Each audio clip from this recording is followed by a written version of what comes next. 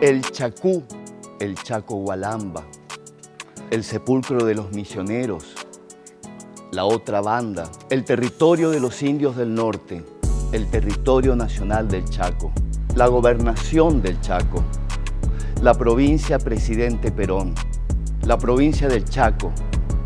Pero detengámonos en un momento bisagra de la historia, la gobernación del Chaco.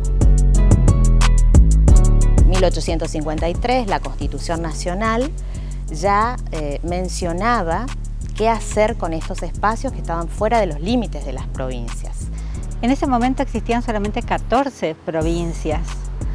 El resto eran espacios que no estaban ocupados ni por el Estado Nacional ni por las provincias. Y la Constitución establece que esos espacios quedan a cargo justamente del Estado Nacional.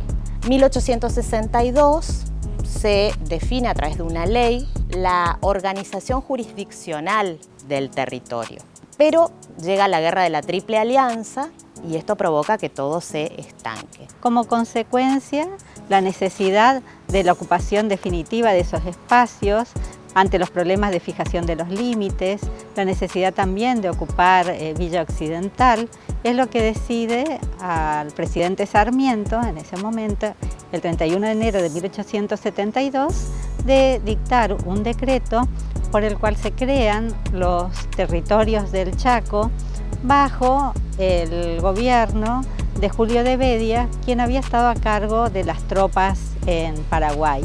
Lo interesante es que es novedoso porque es por primera vez en el país y servirá de modelo también para la organización después de todos los otros territorios nacionales, tanto en el nordeste como en la Patagonia. Por este decreto, además de esta designación, como decía, se establece la capital en Villa Occidental, las atribuciones del gobernador y al ser un decreto es provisorio. Por una ley finalmente del Congreso Nacional, esa creación va a ser aprobada y se establece también, pero de manera provisoria, la organización y el funcionamiento. Las funciones principales de ese gobierno eran justamente organizar, dar seguridad, establecer la infraestructura, el desarrollo del espacio, la ocupación del espacio, el reparto de las tierras también para quienes trabajaran en ellas, para los colonos. El territorio era muy extenso. Recordemos que ocupaba espacios de Paraguay, de lo que es el Chaco y del norte de Santa Fe. Había una gran extensión, difícil de coordinar desde la capital de la gobernación, que estaba en Villa Occidental, en Paraguay, y es por eso que se crea un jefe político, la idea de un jefe político. Un jefe político que está sujeto al poder de Buenos Aires, al Poder Ejecutivo Nacional, igual que el gobernador. Entonces, ese es uno de los problemas principales, una superposición de poderes que se da entre esta nueva institución y el gobernador. Y en el año 1877 deja de existir, o sea, son 3 años de existencia con una serie de dificultades y de superposición de poderes, de decisiones.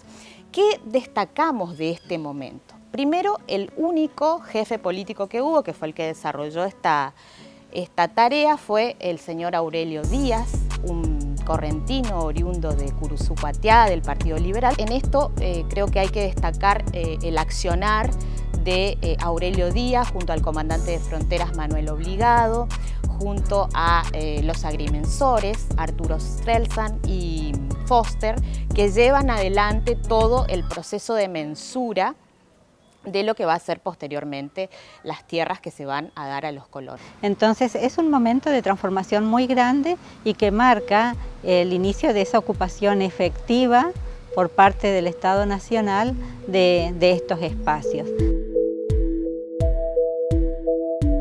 El Chaco, también llamado el Desierto Verde, pero no porque estuviera deshabitado, sino porque estaba cubierto de bosques verdes y estaba habitado por naciones indígenas. La gobernación del Chaco viene a dar una estructura administrativa y política a este lugar. Pero, ¿cómo era la vida entonces? nosotros tenemos la idea de que cuando hablamos de la gobernación hablamos de una estructura institucional jerarquizada, donde existe un gobernador y una serie de funcionarios que responden al gobierno. En esta etapa tenemos que hablar de una organización institucional no integrada, o sea, tenemos gobernadores, funcionarios de distintas categorías, agrimensores, ingenieros, pero en el cual no existe una verdadera integración. Entonces vamos a hablar en términos muy generales. Entre 1872 y 1876, los gobernadores tienen su sede en Villa Occidental, o sea, en el norte, en el Chaco Boreal. Bueno, las primeras memorias no hablan de las mensuras, de la distribución de la tierra, pero de la cuestión de Villa Occidental, no del resto. Recién a partir de 1876, cuando la cuestión limítrofe con el Paraguay se va definiendo, se decide, se llega a un acuerdo de que todas las tierras del sur del Pilcomayo serían argentinas, pero las que estaban al norte deberían ir a arbitraje de la presidencia del presidente norteamericano. Entonces, a partir de ese momento, sí, los gobernadores ya abandonan esa Villa Occidental y van buscando una residencia.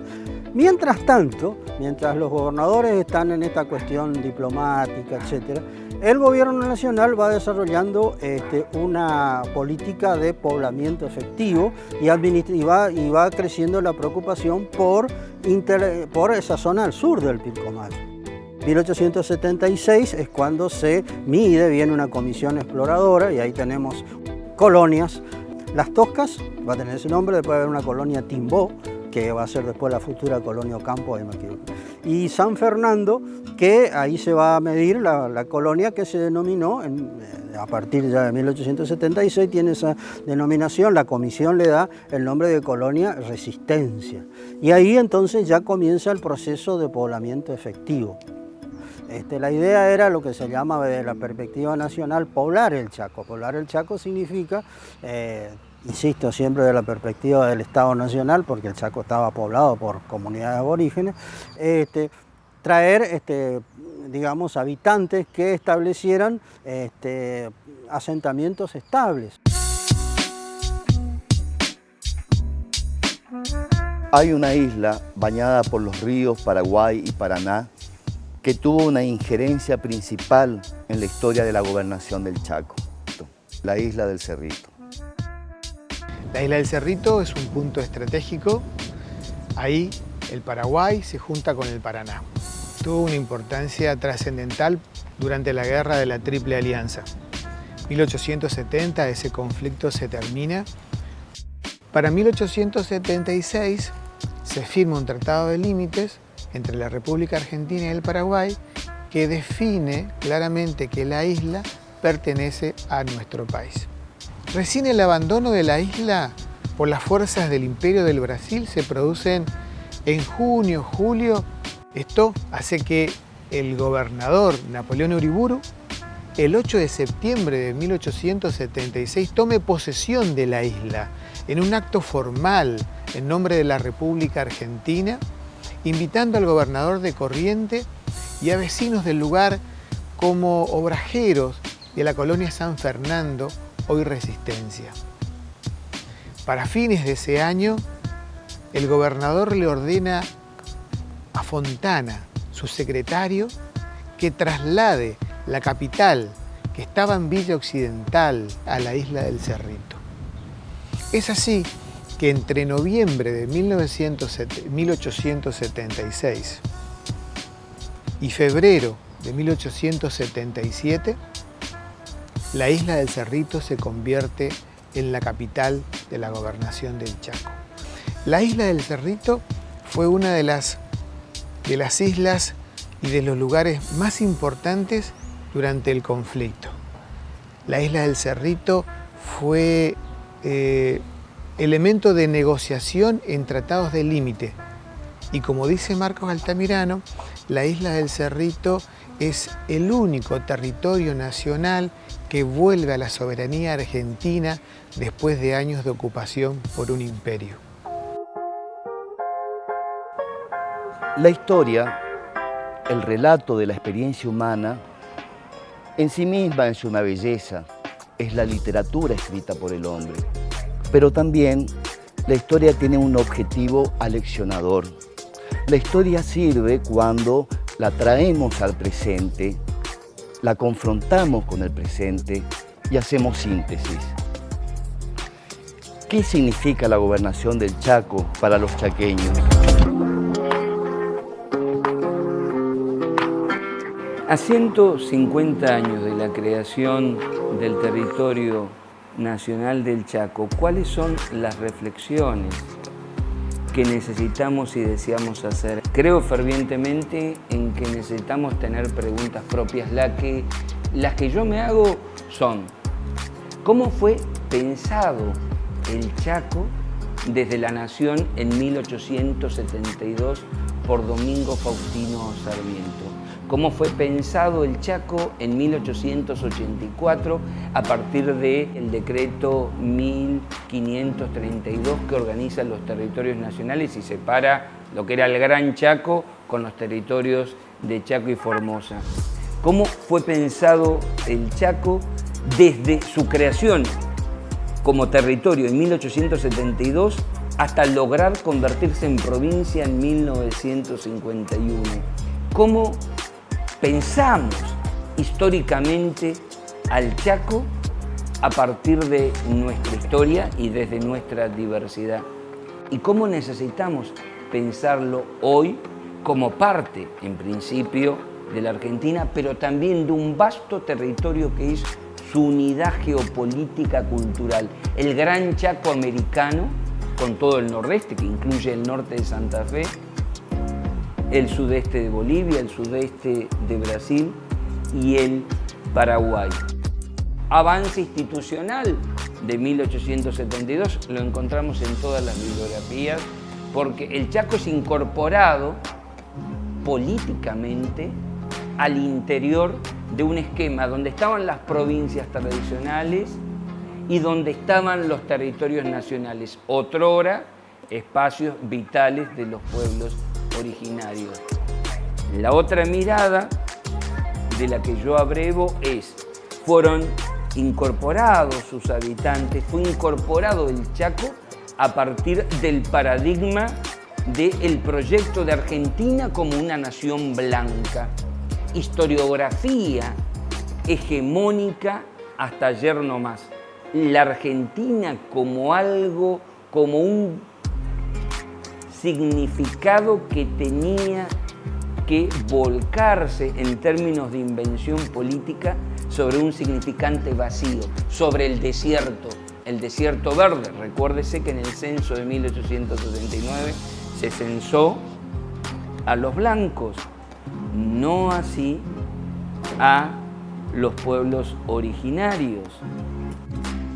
Hasta 1946 fue pensado el Chaco como un lugar gobernado por gente de afuera, que no podía votarse a sí mismo ni votar sus gobernadores. El Chaco de 1872 como territorio perdió en 1886 el territorio de sus mejores colonias, las más prósperas, desde Arroyo del Rey, Reconquista y Avellaneda. En 1902 sucede algo similar con Santiago del Estero y perdemos una franja hacia el oeste muy significativa, precisamente porque las economías extractivistas y el imperio inglés, a partir de lo que luego sería la forestal, le pedían a Santa Fe que anexara esos territorios porque los quebrachos estaban en el Chaco. ¿Por qué la perdemos? Porque no podíamos opinar y menos votar sobre nuestro destino, precisamente porque éramos ciudadanos de segunda. Quiere decir que en 1951 la larga lucha de hombres y mujeres permitió que el territorio nacional del Chaco, una realidad que debe criticarse por qué duró tanto, se convirtiera en provincia. Ahora bien, si la historia es la política de las memorias, importa pensar más allá del estrecho recipiente de la Argentina como proyecto de una nación blanca y abrir las miradas a los pueblos originarios, a los inmigrantes paraguayos, a los peones correntinos, santiagueños que hicieron nuestro Chaco. Por lo tanto, ¿qué decir ahora sobre desde dónde pensar nuestro Chaco, nuestra chaqueñidad? Dos antídotos. Por un lado, descubrir que gran parte de nuestra riqueza, no carencia, está en nuestra diversidad cultural y lingüística, no expresada a partir de la mala metáfora del crisol de razas que supone un caldero en el que se vertirían los elementos identitarios de indígenas, colonos de diferentes lugares del mundo, inmigrantes latinoamericanos, para que emerja una suerte de ser chaqueño, perdiendo sus atributos, singularidades, sabores y sonidos. Nosotros redescubrimos en la voz que nos nombra, en una de sus acepciones, Chacú del Runacini, que no solamente significa coto de casa, sistema practicado en el imperio incaico para acercar a las presas. Descubrimos a partir del padre Pedro Lozano, jesuita e historiador en el siglo XVIII, que el Chacú es la unidad, la reunión o junta de naciones, resignificado en el 2008 en nuestro primer Congreso de Cultura del Chaco como unidad de lo diverso para la búsqueda del alimento colectivo. Si esa es una riqueza, la otra es pensando en todo el Chaco americano, en la cual tenemos que aprender a leernos, es nuestra biodiversidad. Tanto la diversidad cultural y lingüística como la biodiversidad están amenazadas por los nuevos brotes de xenofobia, racismo y discriminación, y también por las maniobras depredadoras, ecocidas, que desertifican nuestros suelos, nuestros territorios, a partir de la continuidad de proyectos extractivistas. El territorio es la suma de las condiciones materiales y sociales de existencia, es una construcción social, es la confluencia entre el medio físico y lo que la población hace con ese medio físico, atravesada la población entre dos tensiones, entre lo que el poder económico y corporativo quiere hacer de ese medio para su provecho y lo que la mejor conciencia de esa población plantea de manera resiliente para que el territorio cultural sea nuestras formas de vida comunitaria. Por lo tanto, si la política es la historia del presente, qué bueno sería que deseáramos escribirla en clave intercultural de diversidad y de respeto hacia nuestra biodiversidad.